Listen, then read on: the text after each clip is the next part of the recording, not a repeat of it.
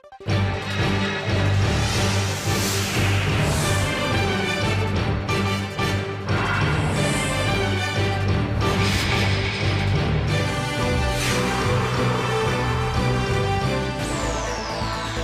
South Korean government pushes forward with the sweeping reforms, making good on the president's address to the nation from Monday. India is welcoming Narendra Modi as the new prime minister tomorrow. Will his economic pledges mean business opportunities for Korean companies? We get one view. And the Thai army declares martial law nationwide on Tuesday, saying it's to restore order in the country and that it's not a coup. Hello, everybody. Thanks for tuning in. I am Kang Tae-ri. The Korean government is moving fast to restore public confidence in the administration. It says it's begun the process of making good on President Park Geun-hye's promises, which she made in her national address yesterday. Kim Ji-yeon reports.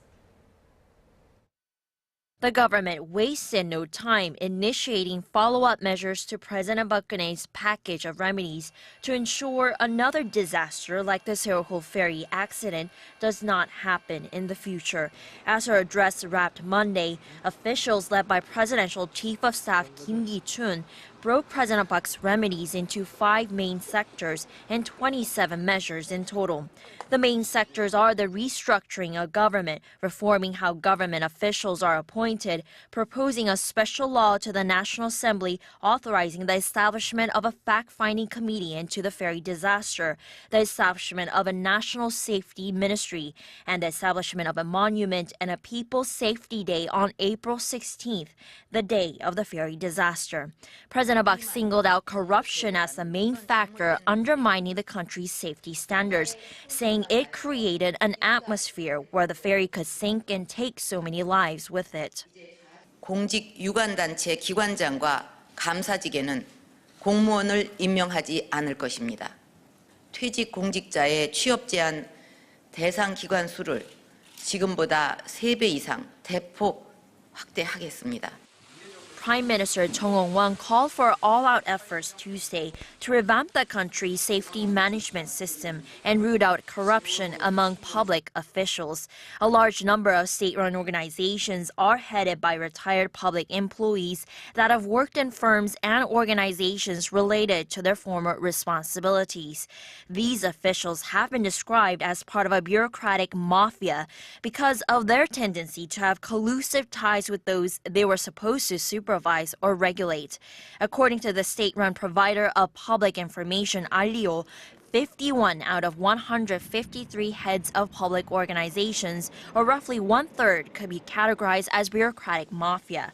President Park is expected to carry out a government reshuffle, including hiring a new prime minister after she returns from a 3-day trip from the UAE later this week.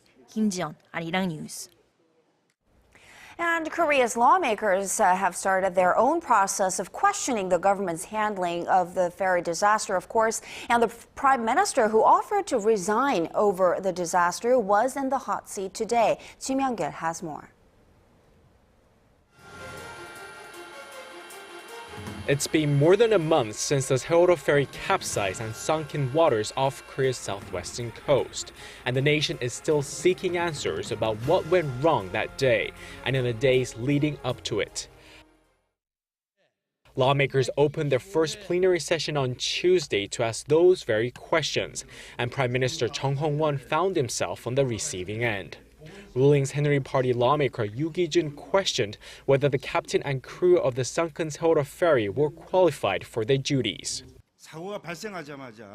The vessel's captain and the crew were the first ones to leave the capsizing ship. What do you think of this? The captain should have taken responsibility of all passengers until the end. The Korea Coast Guard was also hasty in the initial stages of the rescue operations. They weren't able to get onto the ship as the ferry enlisted. The lawmaker said he agreed with President Park Geun-hye over dismantling the Korea Coast Guard for its failed rescue mission, but emphasized that its role in guarding Korea's Dokdo Island and clamping down on illegal Chinese fishing boats in Korean waters should continue. Lawmaker Moon Hee-sang of the main opposition New Politics Alliance for Democracy asked whether a cabinet reshuffle was imminent. We are aware of the cabinet reshuffle. We all feel the responsibility. But for now, we will focus on handling the aftermath of the ferry disaster. Lawmaker Moon added that if a control tower for safety is set up under the Prime Minister's office, an efficient communication system was necessary between the central and local governments. Lawmakers will conduct a second day of plenary questioning on Wednesday to uncover more details about the ferry accident and to determine whether to appoint a special prosecutor for an investigation. Chimyeong-gil, ARIRANG News. And as for the latest on the prosecution's probe into the disaster, the man who authorities believe could unlock many of the mysteries of the ferry accident continues to defy orders to come in for questioning. Shin Se-min tells us more. The de facto owner of the sunken Sewol-ho ferry, Yoo Byong has once again defied orders to come in for questioning over his possible involvement in the accident. An Incheon court that will decide whether to issue an arrest warrant for Yoo had asked to speak with him Tuesday, but he was a no-show, just as he was last Friday when prosecutors asked him to appear. Yoo is wanted for questioning on tax evasion and embezzlement charges. The court is expected to rule on an arrest warrant request by prosecutors Tuesday or Wednesday. If and when it's issued, prosecutors plan to force their way into the religious compound Yoo's family owns in Gyeonggi-do Province. The 73-year-old is believed to be hiding inside, although prosecutors say he may also be staying at the home of one of his supporters. The Yoo family founded a religious cult known as the Salvation Sect, and about 1,000 believers have set up a human barricade around the religious compound in Gyeonggi-do to block authorities from entering. Raising the stakes of a confrontation, prosecutors and police have deployed over 4,000 special forces and police nearby. Yoo's family is also wanted for questioning, but they have also defied orders to do so. Yoo's first son, Yoo Dae-geun, was reportedly seen at Incheon International Airport on April 19th, just 3 days after the Sewol-ho ferry accident. He had reportedly purchased a ticket to France but didn't get on a plane. Prosecutors at the time had already banned Yoo from leaving the country. His whereabouts are still unknown. Yoo Dae-geun was involved in the day-to-day operations of the company that owns Sewol-ho ferry, and there is currently a warrant out for his arrest. Early Tuesday morning, the National Tax Service froze more than $19 million worth of Yoo Byong-un's real estate and property assets. Early Tuesday morning, the National Tax Service said it had started the process of freezing more than $19 million worth of Yoo Byong-un's assets for tax collection purposes, although prosecutors are also looking into ways to compensate the victims of Sewol-ho ferry tragedy. Shin Se-min, ARIRANG News. For the latest in news that impacts Korea and the world, join Kang Chae-ri for a lively half hour that covers politics, business, international news, and much more. Live at 8 every weeknight on ARIRANG TV.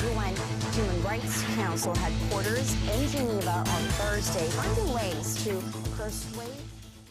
For the first time, Korea started installing its nuclear reactor abroad in the United Arab Emirates, taking into account the importance of Seoul and Abu Dhabi's economic cooperation. President Park Geun-hye took a short trip there to attend an installation ceremony. Connie Lee reports. For the first time ever, a Korean nuclear reactor will be installed overseas in the United Arab Emirates. It's part of a $19 billion contract Korea won to build 4 nuclear plants in the Gulf nation by the year 2020. To mark the occasion, President Park Geun-hye and the UAE's Deputy Prime Minister Mansour bin Zayed Al Nahyan attended a ceremony at the Baraka nuclear plant site Tuesday, some 300 kilometers west of the capital, Abu Dhabi. The presidential office in Seoul says the 533-ton reactor, which recently passed the UAE nuclear reactor's safety tests, symbolizes the global recognition of Korea's nuclear reactor technology and safety. Seoul and Abu Dhabi also signed 3 memorandums of understanding, through which Korea hopes to create job opportunities for young Koreans in the Arab nation. The MOUs include the Emirates Nuclear Energy Corporation hiring some 10 Korean engineering graduates each year, and the two countries jointly fostering their service industries in the nuclear sector. Sitting down with Abu Dhabi's Crown Prince Mohammed bin Zayed Al Nahyan after the ceremony, President Park discussed two-way cooperation in the areas of energy, construction, medicine, and finance. Despite the Seoul ferry disaster, officials say President Park made the short 2-day trip in consideration of future economic cooperation between the two nations. Before heading home, she met with members of Korea's ARC military unit, which has been deployed to the UAE since 2011 as part of Seoul-Abu Dhabi military cooperation. Connie Lee, ARIRANG News. And the Korean government is certainly hoping that the ceremony marking the first overseas installation of a Korean-made nuclear reactor will pave the way for more exports of Korea's nuclear technology. But will it, is the question. Na Hyun-kyung takes a look. The demand for building nuclear power plants globally has rebounded since Japan's Fukushima disaster in 2011. The World Nuclear Association in an earlier forecast says the market is worth $40 billion a year and will grow at around 3% annually by the year 2030. And officials say President Park making a short 2-day trip to the UAE, despite possible public backlash for diverting her attention away from the sunken ferry disaster, demonstrates the government's determination to bring more of Korea's nuclear technology to the overseas market. But some experts in Seoul say this will be easier said than done. While Korea is able to build its own nuclear facilities, its technology independence level is still not up to 100%.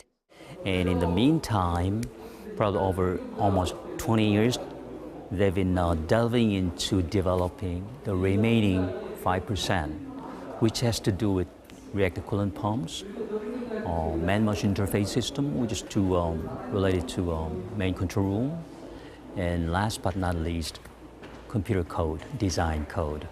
And I believe that they are actually doing this one at a time.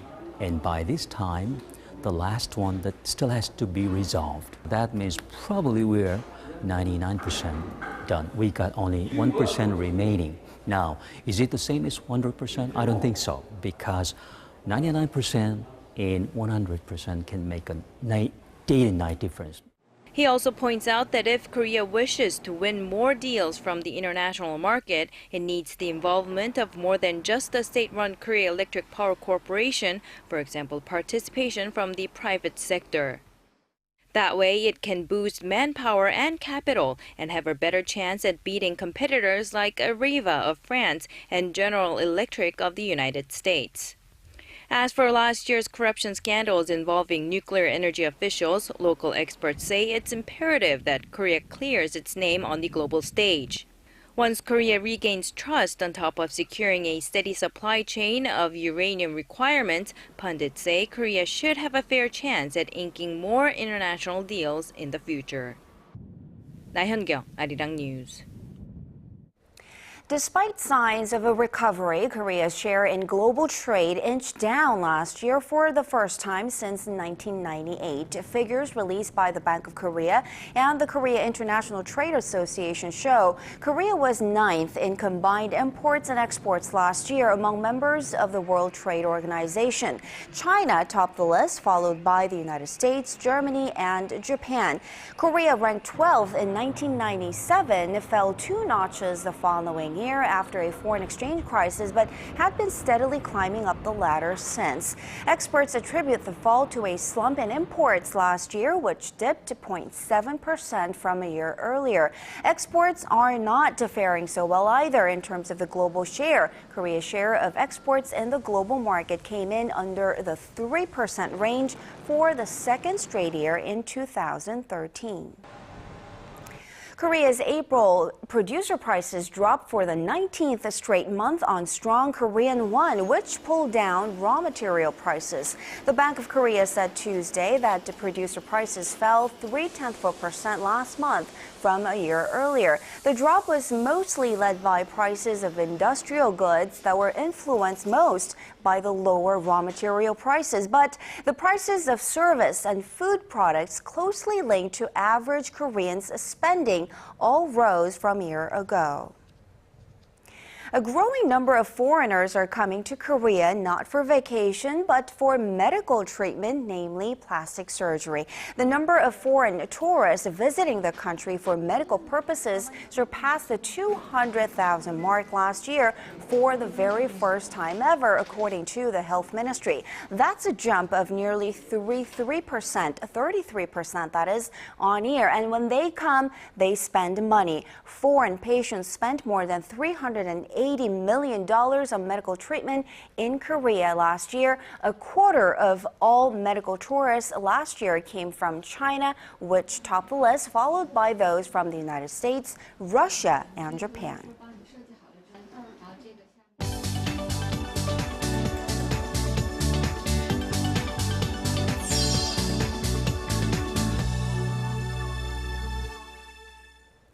Thailand's military has imposed martial law nationwide to restore order after months of protests and deepening political crisis there.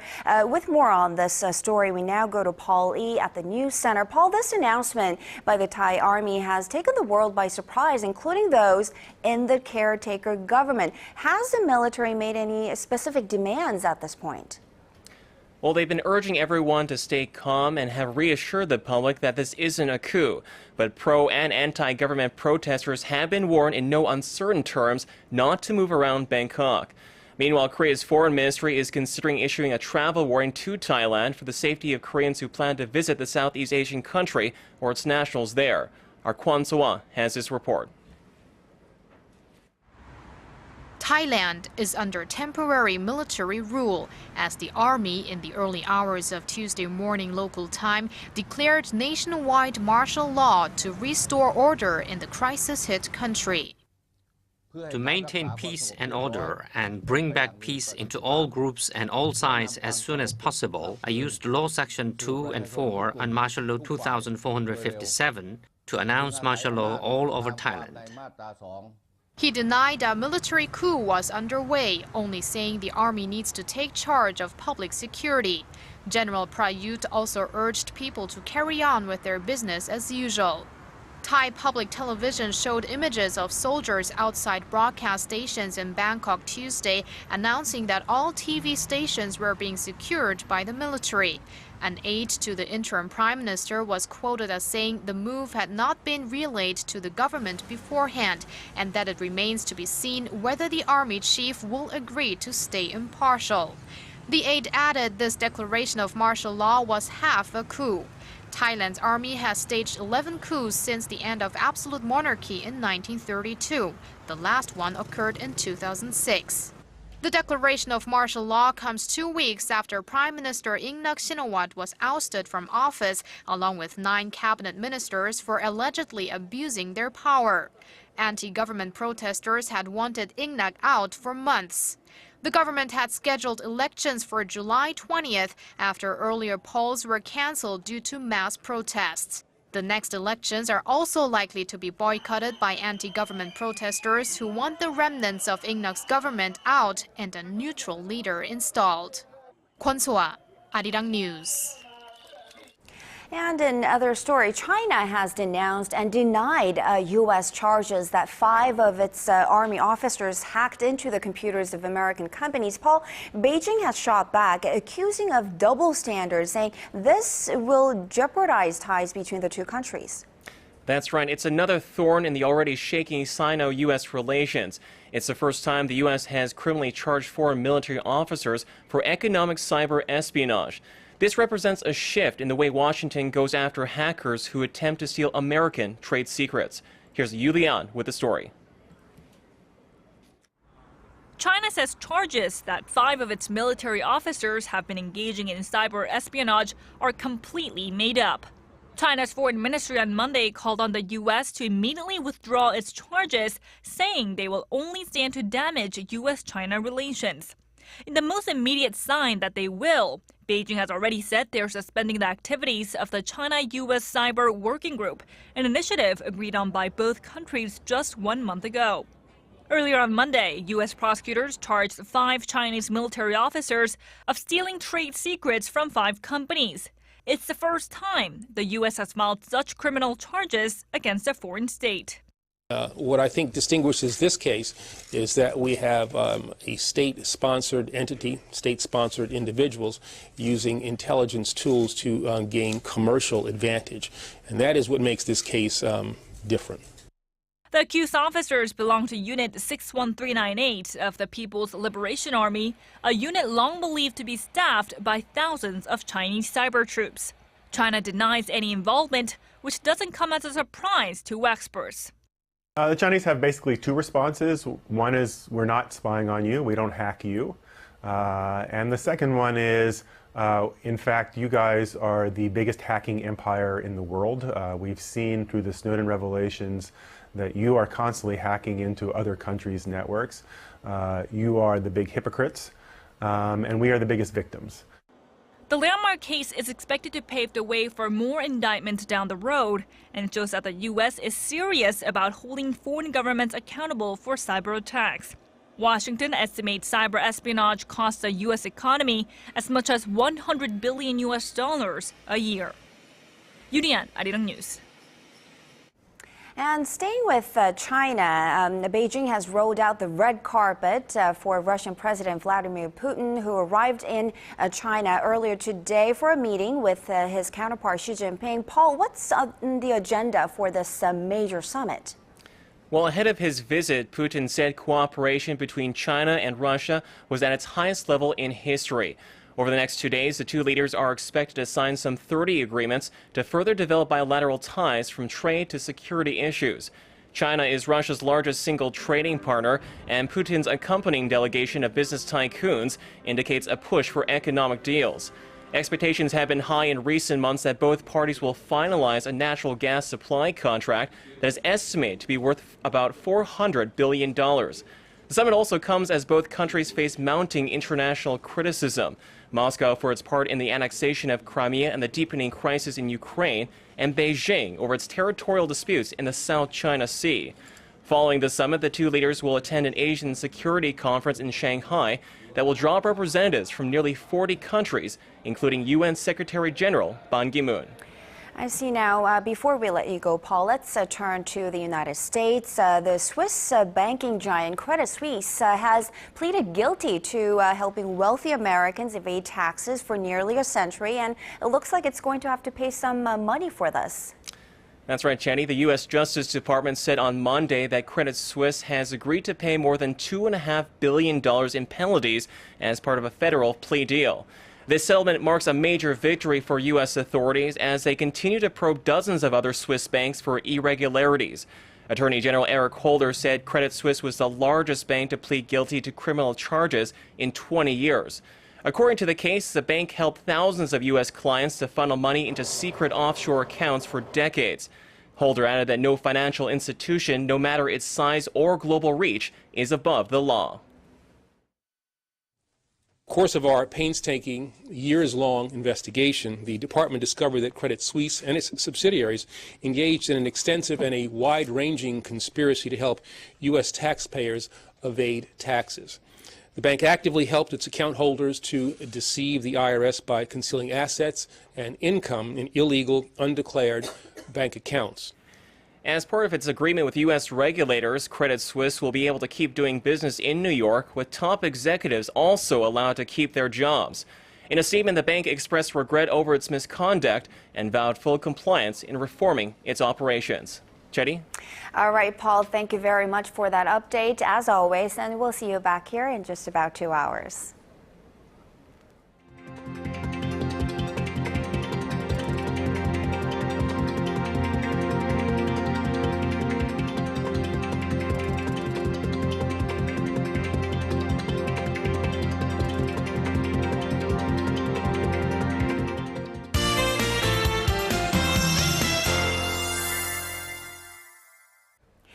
Now let's check on weather conditions with our Kim Bo-kyung at the Weather Center. So we had two very different types of weather conditions covering the country today. That's right. It was sunny and hot here in the central regions. On the other hand, some parts of the southern regions are still seeing showers at this hour. At the moment, the southern regions are covered with heavy clouds and rain due to a low pressure trough from waters south of Jeju. And another 5 millimeters of precipitation is expected for Jeju through later tonight. Otherwise, nationwide sunny skies are forecast for the rest of the weekend. This is no surprise because tomorrow is Soman, which is one of the seasonal indicators marking the beginning of summer. As for Wednesday's ratings, Seoul, Gwangju, and Busan hit 26 degrees, while Daegu soars to a hot 30. Other regions such as Daejeon tops out at 27 degrees. Jeju and Dokdo reach 24 and 18. And that's all the updates I have for you at this hour, and here's a look at the international weather.